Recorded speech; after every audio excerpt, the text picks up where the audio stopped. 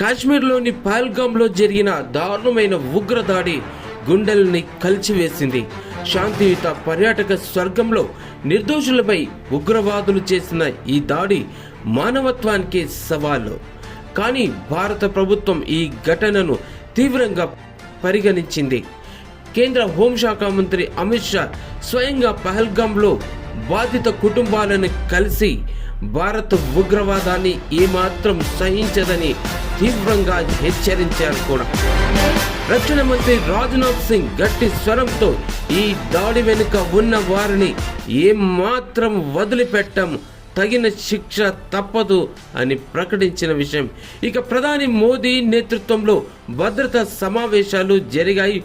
ఉగ్రవాదులకు గట్టి హెచ్చరిక జారీ చేస్తూ భారత్ తన ప్రజల రక్షణ కోసం ఎంతటి చర్యలైనా తీసుకుంటుందని స్పష్టం చేసింది. ఇక ఈ దాడిని ఖండిస్తూ దేశం ఒక్కటే నిలబడింది. ఉగ్రవాదానికి వ్యతిరేకంగా కలిసి పోరాడుదామంటోంది.